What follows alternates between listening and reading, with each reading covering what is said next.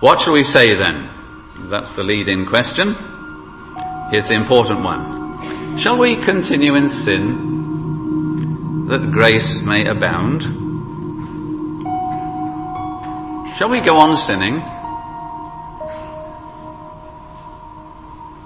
so that grace may increase? Now there's the question where we start. That's where our passage starts. And that question forces me immediately to ask you, all of you, two questions. Have you ever asked this question? Now, young people, you don't mind me talking to you directly once or twice, do you? Have you ever asked this question? Shall we go on sinning so that grace may increase? If you've never asked the question, I think you may have to face up to the fact, very many of you at least will have to face up to the fact, that you're not actually a Christian.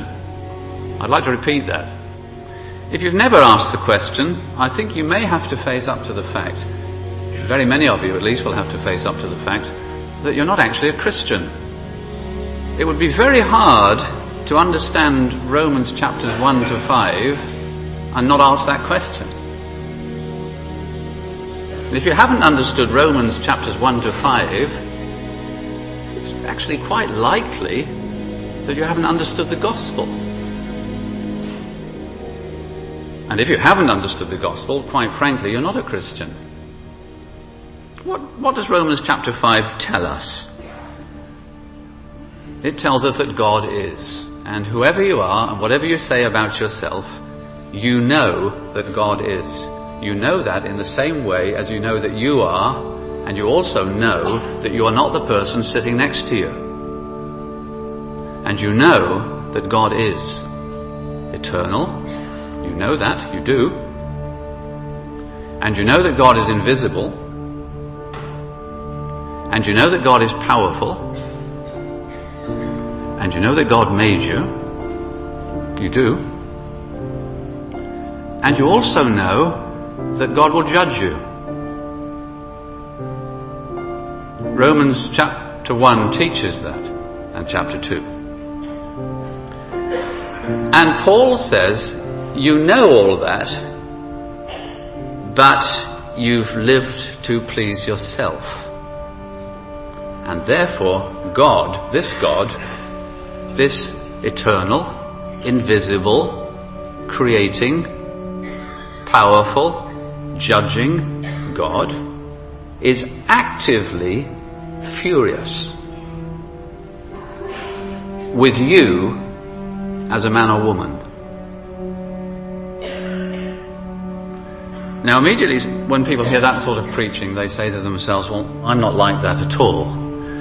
Yes, you are, says the Apostle Paul. Some of you have God's law, you have His word, you know His rules, you've got the Bible, but you don't do what it says. Some of you have all sorts of privileges, a spiritual upbringing, but you haven't used your privileges to the full. And therefore, as a Christian preacher, I can look in the mirror and I can point the finger at the man in the mirror. And therefore, I can also point the finger at every one of you in God's name and say you are guilty. And whatever happens from this day onwards, you will always be guilty. Romans 1 to 5 is strong on this point. And then it comes in with the message of God's kindness. God is supremely and wonderfully kind to guilty people.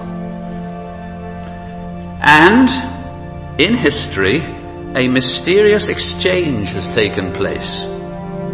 Millions of guilty people, who should therefore be punished for their sins by an eternal, invisible, powerful, creating judge. Millions of people who should suffer for their sins don't. Because their sins have been put to somebody else's account. That's in Romans 1 to 5. And there's more news than that. Those millions of people not only have their sins forgiven, But the one perfect life, the only one perfect life that's ever been lived in this world, has been put to their account. And so the gospel is this mysterious exchange. And I'm not ashamed of it, says the Apostle Paul, because in it the righteousness of God is revealed. That righteousness put to a guilty sinner's account. It's wonderful news, isn't it? And how do these millions of people enter into the forgiveness of sins and peace with God? By faith alone in Jesus Christ. They don't have any merits, they don't have anything to recommend them to God, they don't have anything at all which is in their favour. Jesus Christ has all the merits, and those are the merits put to their account, and they receive him, and they embrace him, and they trust him, and they rely on him as he's offered to them, freely offered to them in the gospel. He's the last Adam. One Adam ruined us, all of us, and one Adam only saves us. By one great life of obedience and one great atoning death. When did God send Christ? When sin was at its worst. When did God save you? When you were at your worst. Where sin was abounding, grace superabounded. If that's the case, why shouldn't we go on sinning? So that grace may increase.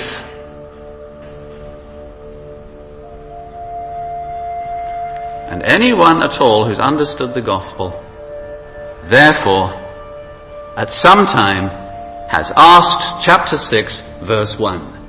And if you've never asked the question, it's probable that you're not a Christian. It's a time to get alone with God, even in the seat where you are, and to own up to the fact that you've been Christianized, but you've not yet been converted.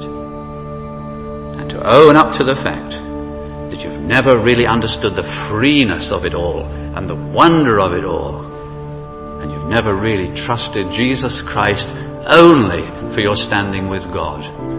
I trust that even this morning, many of you will come to Christ. You'll realize at last that that's the mess you're in, and that you'll come to the Saviour. And you'll understand that his grace and kindness is truly free and unmerited and abundant and abounding and generous. And that you'll come to such a Saviour as that even in the meeting.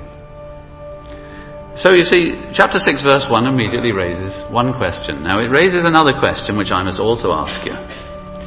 Shall we continue in sin that grace may abound? Shall we continue in sin?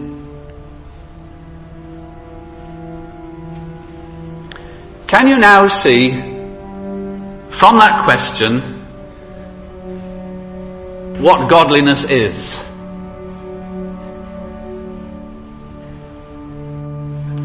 Paul is tackling the question as to why a Christian should not go on sinning. He's going to show us over the next chapter why a Christian should not go on sinning. So what is godliness? It is not sinning. Now it's very important to get hold of this. Now godliness is a moral quality. I'd like to repeat that. Godliness is a moral quality. When was Adam godly? When he was in the garden, not sinning. How do we know Jesus was godly? Because he lived 33 and a half years amongst us, not sinning. Who is the most godly person in the hall? Well, the person who sins the least. Who is the person who's the least godly here this morning? Well, the person who sins the most. Godliness is a moral quality. No, it's not a mystical quality. In the 19th century, there was a famous preacher in the United States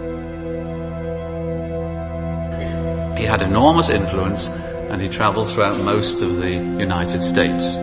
On one occasion, when he was preaching and doing a series of meetings in a certain town, he went to visit a factory. And as he was visiting that factory and walking through the factory where all the looms were working and there was a great deal of noise, the people who worked in the factory suddenly felt a strange influence. Many of them stopped working. Many of them broke down in tears. Just because he was in the building. You will be tempted to conclude from that Charles was a very godly man, because he gave out those sort of vibes. I don't know whether he was a Christian or not, but that's not my subject. What I do know is that in many things he taught, he was a very ungodly man. And the fact that he gave out these vibes actually tells us nothing about his godliness or lack of it. The most godly person in the room this morning may not give off any vibes at all. You might be sitting next to that person. But because they don't have any public gifts or any influence, you're not picking it up. Godliness is not a mystical quality. It is a moral quality. It's not sinning. Now, if I can stop at this point, I'd like to remind you that some of you, every thought and action you've put into two columns. That's not sinning, and that's sinning. I want to invite you to be more submissive to the Bible.